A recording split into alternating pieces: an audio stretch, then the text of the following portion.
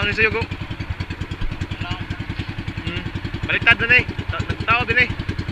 Mabaw na.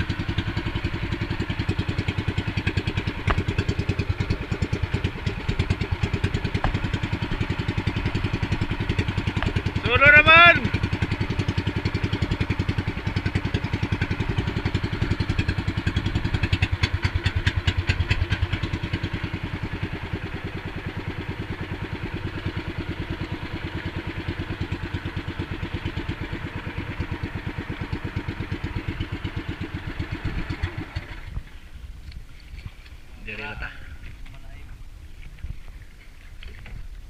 Okay guys, andito na tayo sa spot natin.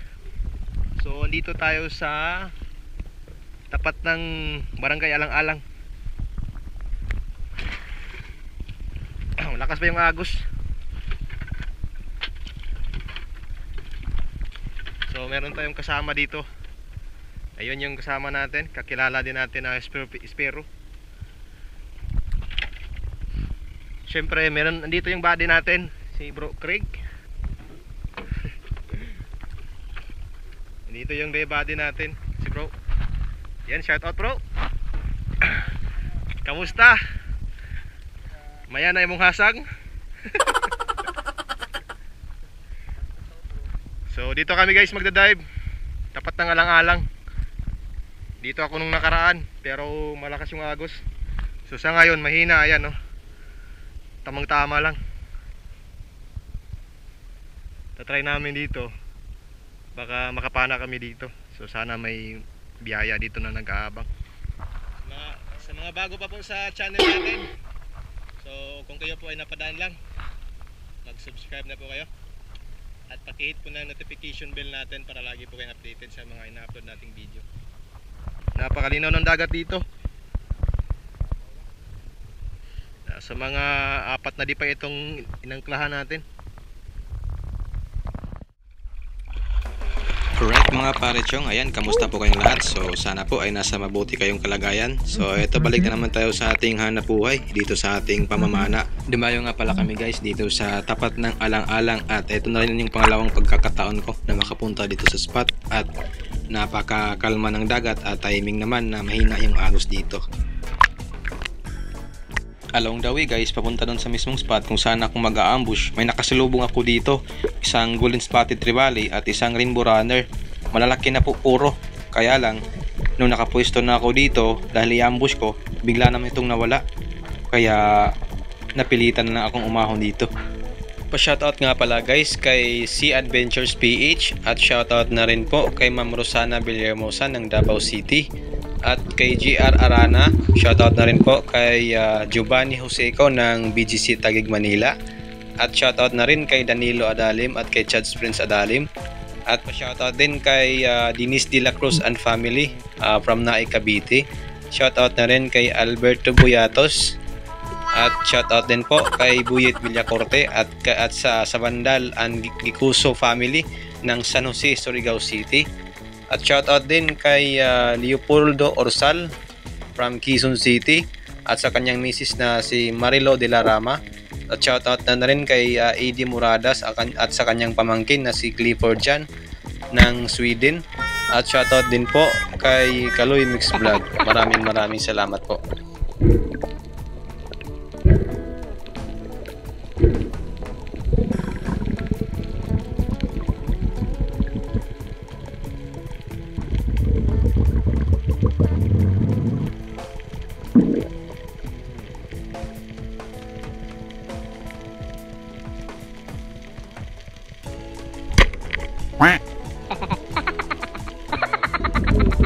Pagkatapos ng sunod-sunod na sablay guys, ito may nagpakita ulit, grupo na naman ng mga rainbow runner. At this time, malalaki yung mga rainbow runner dito. At ito, pumili ako dito ng isa na pinakamalapit sa atin.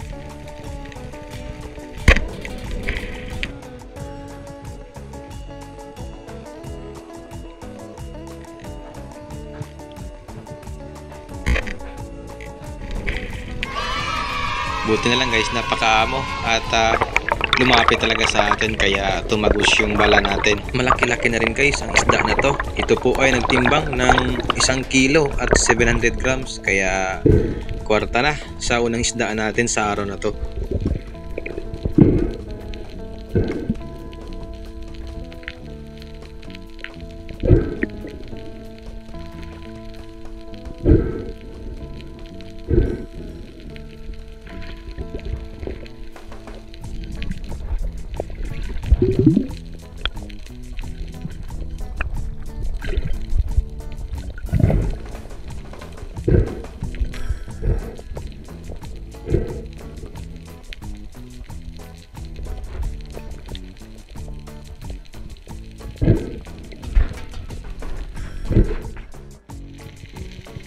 After kong ma-secure guys yung unang isda natin, ay ito, meron na namang rainbow runner na dumaan sa atin.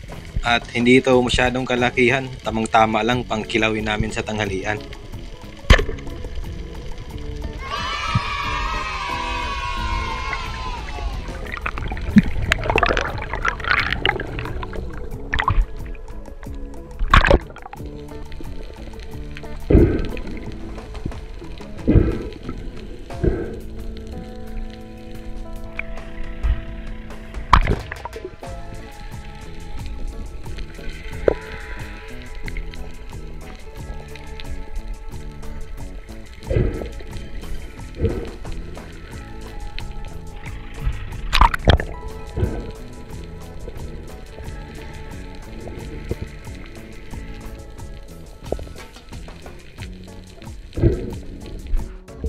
Habang nagpapahinga ako dito sa itaas guys, may nagpakita, grupo ng mga unicorn fish, kaya sinubukan kong mag-ambush dito at nang makabawas tayo ng isang piraso dito.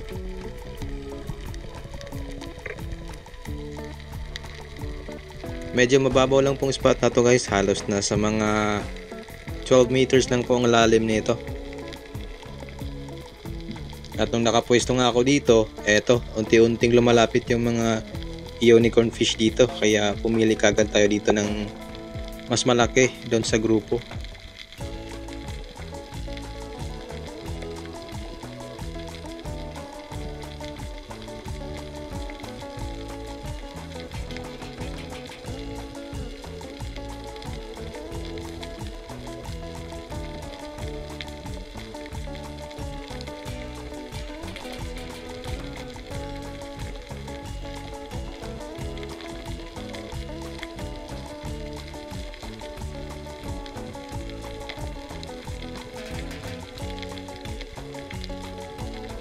At nang lumapit na nga ay eto, tinira na natin to guys.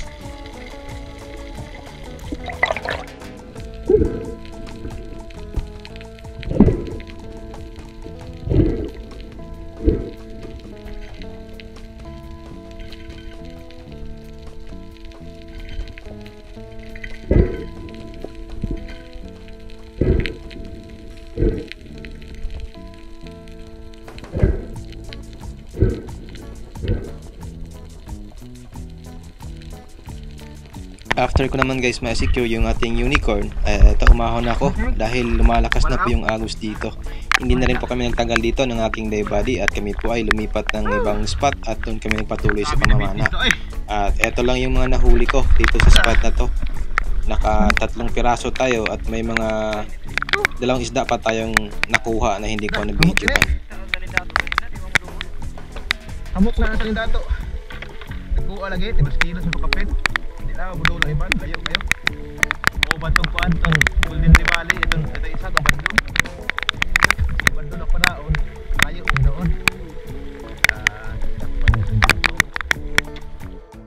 Ang pangalawang spot naman guys na napuntahan namin dito ay dito kami sa Basol Island. Dito kami nagpatuloy sa pamamana. At eto nga yung aking dive body, kakagaling niya lang nag-ambush dun sa ilalim. Nakilang dives na rin kami dito pero matumal po yung isda at buti na lang dito sa nilipatan ko, dito ako nag-ambush kasi pansin ko maraming mga dalagang buki dito na hindi mapakali at halatang may nag-hunt dito sa mga dalagang bukid, kaya dali-dali kagad akong nag-ambush dito.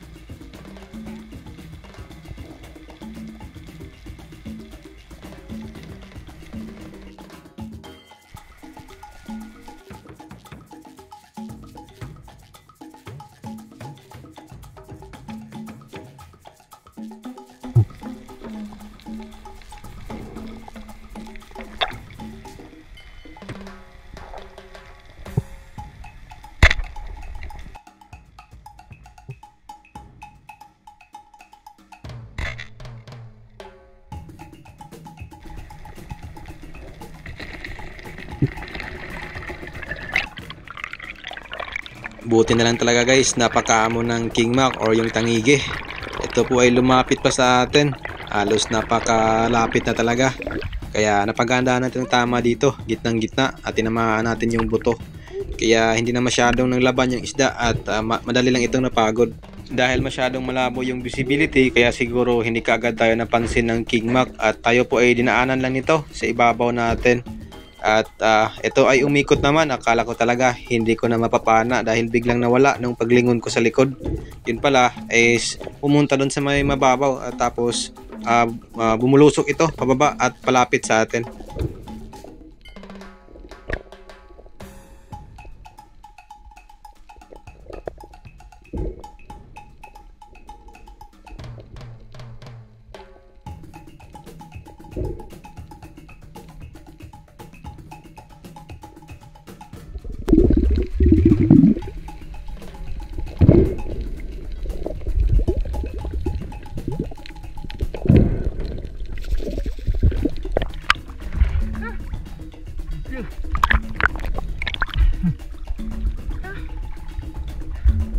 Kala ko bigla nawala yung tangige. Napakalapit na.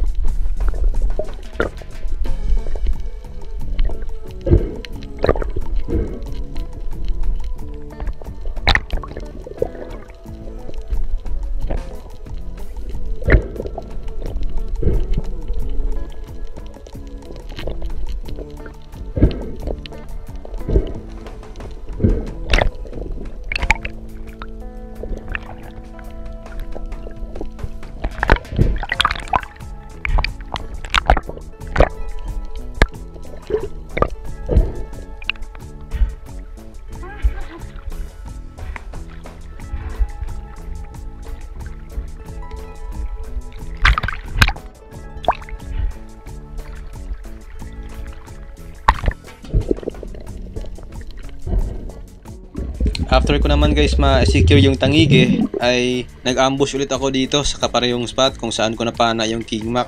Tumagal naman ako dito ng mga ilang segundo at nakailang dives din ako dito. Kaya lang, wala na pong nagkahunt dun sa mga bait or sa mga dalagang bukid kasi hindi na sila magalaw at pumunta na rin sila sa malalim na area. Kaya after nito ay umahon na rin ako at nagpahinga at kumain kami ng tanghalian namin.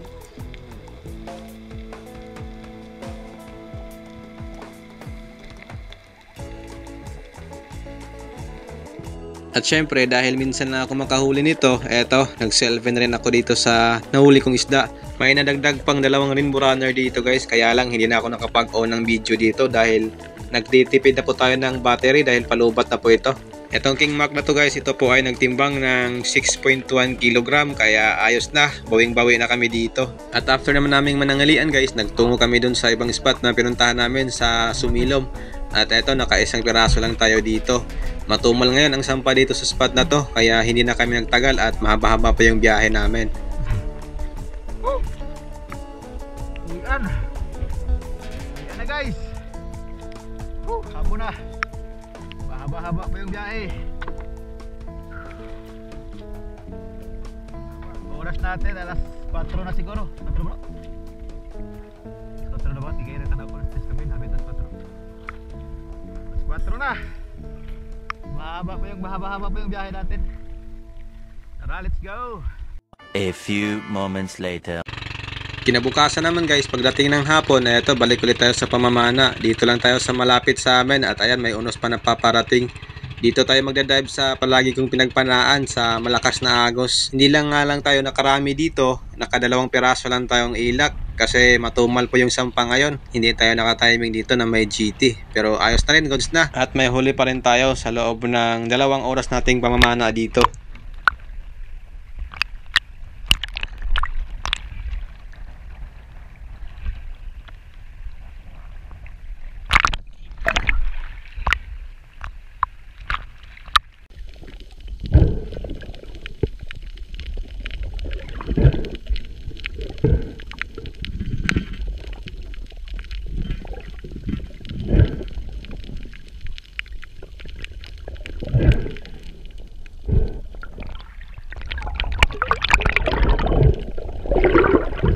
Una isda. Isang ilak. Good size. Kalahating kilo na siguro to. Halos makalipas guys ang 1 oras nating pamamana dito bago pa lang tayo nakapana ng pangalawang isda natin. Dito na tayo nagpwesto sa may sentro talaga ng daanan ng agos. Dito tayo nagbabaka sakali na may ilak tayong mapana dito.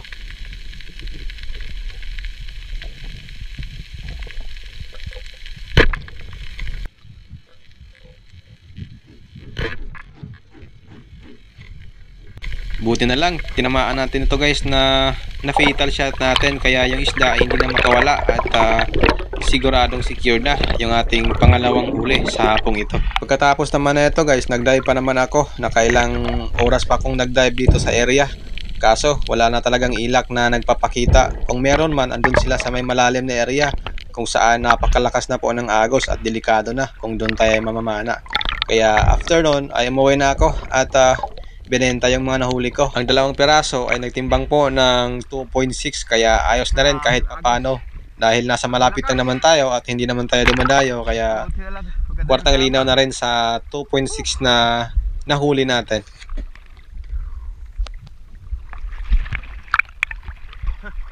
Grabe yung agos oh.